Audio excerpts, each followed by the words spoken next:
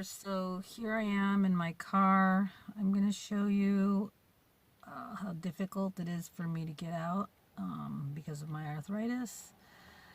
I have been adding potassium to my diet off and on. It does seem to help a little bit. Sometimes it doesn't, sometimes it does. So it might just be my body reacting to something else. So I'm going to show you what it's like to get out of my car, or how difficult it is. So I've been sitting now probably for 15 minutes. Usually if I'm sitting for an hour, 2 hours, it's really, really, really hard to get out. So it's not going to be that difficult, but imagine my getting out, and then imagine the pain being, or it being 6 or 7 times worse than what I'm going to show you now.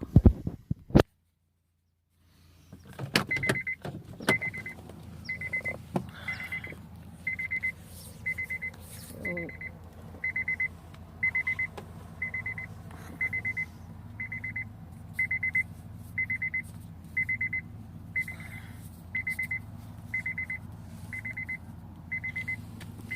I need to get a selfie stick. But so here are my legs.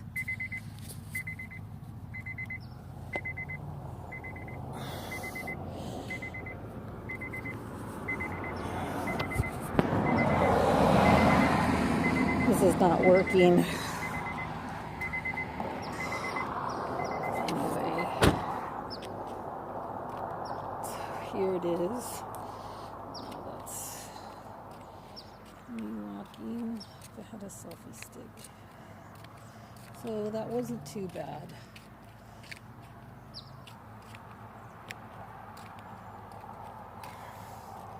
But this is how I walk.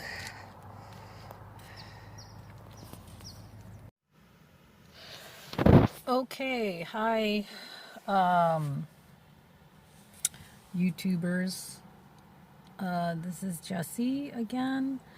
I've started taking collagen, and it has actually helped me. I'm still in pain, but I could tell I feel a little bit stronger. And my diet mainly consists of meat, raw Jersey cow milk. I started taking collagen. I take some potassium and magnesium and vitamin K2 and vitamin D3. So those are my supplements, which you're not supposed to take. This is what Paleo Medicina says, not to take them. And the Center for Deuterium Depletion also says not to take supplements because they're too high in deuterium. I am going to start a deuterium water consumption whenever I get the water. It's very expensive, but I'm willing to try it. The other thing I've heard of is that cartilage, bone broth with cartilage is supposed to help, so that's why I'm taking the collagen.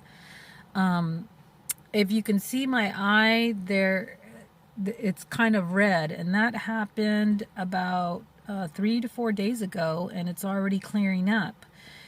The reason this is significant to me is because about 2 months ago, this eye got a popped blood vessel, and it's from the same thing. It's from prednisone. I use prednisone, and after I use it, my eye blood vessels pop. Okay, so anyway, so it was there for almost, I'd say, 2 weeks.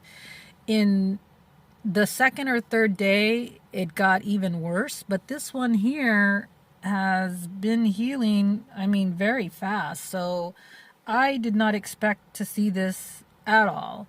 So the only thing I'm doing different is the collagen, and that must be it. I'm taking a collagen. I don't want to name the brand, but it's I don't know if it's a good one or not, but it's supposed to be non-GMO. I mean, all the basics of health. And it's collagen 1, 2, 3, 4, and 5.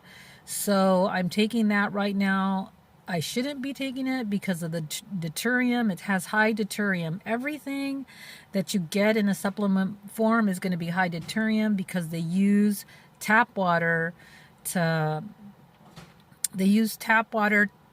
make this stuff. And so when you boil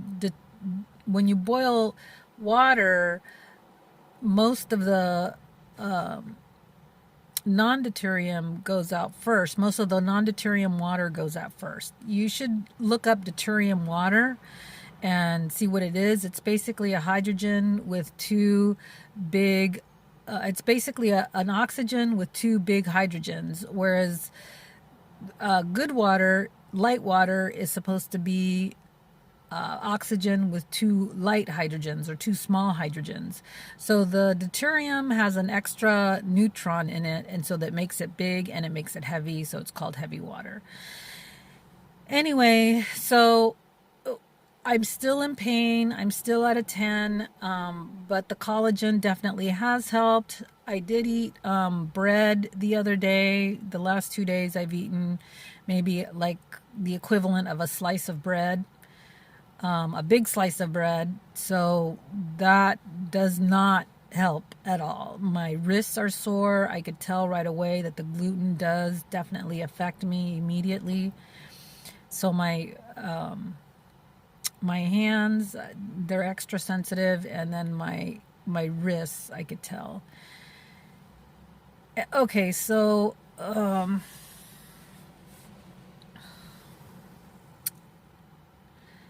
I guess I should probably I should get out of my car and you guys can I don't have a selfie stick yet, so I can't really show you what it's like for me to walk, but I can definitely, I can't show you a full picture, but I can show you how difficult it is for me to stand up. I can show you my knees in a minute here. Here, let me put this here, and I will.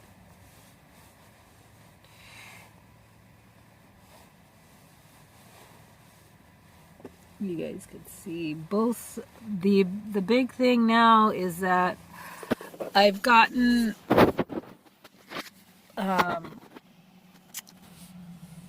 sorry about that, people. But the big thing now is that I've gotten, both knees are now swollen. It used to only be one knee, but now both knees are swollen. So I'm going to show you guys my knee.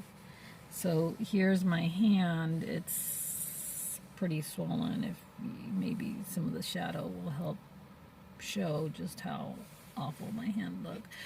Now, I have a very aggressive type of arthritis. My RF factor is 1000. All my numbers are that high. I mean, your RF factor is supposed to be 8 and mine is 1000. So it's whatever I have, it's very aggressive.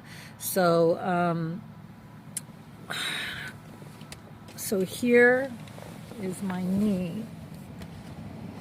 You can see how swollen it is. I'm very skinny, but you could still see, I think, okay, so you could, sorry that you could maybe see it from here, how swollen it actually is. So I'm going to try to get up now. This is, I know this is terrible for you guys to have to do this. So I can't really see. So this is what it's like for me to walk.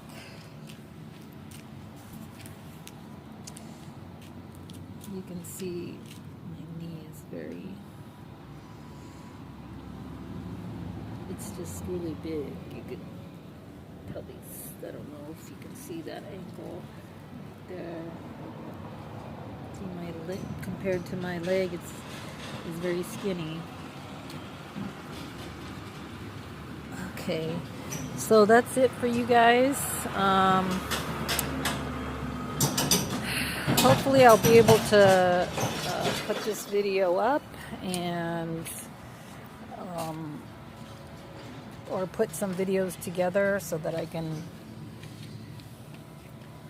show you my progress, if I make anything, if I make any progress. Okay, one other thing that I just remembered is that I was listening to a podcast from the Deuterium Depletion Center and in Santa Monica. And the guy was talking about how, he's helped all these people, and that some lady with cancer, she's old, she's like in her 60s or 70s, and she got better from cancer. And then he said, oh, the only thing she had left was some arthritis, some residual arthritis that she had before. Well, so could you imagine that? Imagine somebody's telling you, oh, we got rid of your cancer, but we can't get rid of your arthritis. Well, I'm telling you something right now, that arthritis, cancer would seem like a cinch.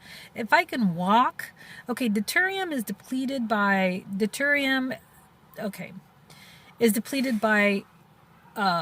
exercise, breathing, sun, and diet. Or I think maybe water. So, imagine that. If I was able to run or to walk, even just to walk briskly, are you kidding me? I would be on it. And I don't think that I'd be this sick. But because my knees are so swollen, I can barely walk. And so I can't exercise. I can't do anything that's strenuous. I don't have enough money to get a gym membership. I have tried. I did go in as a visitor one time, and I did the elliptical machine, and I was actually able to do that for 15 minutes, and I was able to do it rigorously. Sorry, I can't say that. But I mean, that just goes to show that, poverty is a crime against humanity. And poverty, I mean, it keeps you from so much. Medi-Cal will not pay for me to go to the gym. I mean, imagine that. You have a healthcare system that, quote unquote, wants everybody to get better, but yet they won't do what's cheap. I've asked for hyperbaric oxygen therapy from my rheumatologist, from my healthcare from my general healthcare provider, and they don't want to prescribe hyperbaric oxygen therapy, even though I have maybe some of the markers that would indicate that would be under the FDA approved section. So you have to have a certain disease, which is something that's going to kill you for sure. And then those things are FDA approved for hyperbaric oxygen therapy. But for preventative, it works for inflammation, but yet the FDA has not approved it for that. And so think about it. If you take a biologic, which costs like $2,000-$3,000, versus doing hyperbaric oxygen therapy, which the hospital charges, they charge about $2,000 per session. But you can go to a clinic and it charges $400 a session, versus taking biologics, which are $2,000, $3,000, $4,000 every either 6 weeks or every 3 months or something like that. And some of those biologics are up to $12,000. Okay, so the FDA wants to give you a biologic that is probably not going to help you. It's not going at the cause of the problem. So they'd rather spend $12,000 on that versus hyperbaric oxygen therapy, which right now is being studied for longevity. And yet the FDA, no, we don't think it's going to do you a bit of good. So the healthcare system doesn't want to make people better. It doesn't. It wants to keep people sick and sicker. That's all they want to do. Anyway, sorry for my rant. Thank you.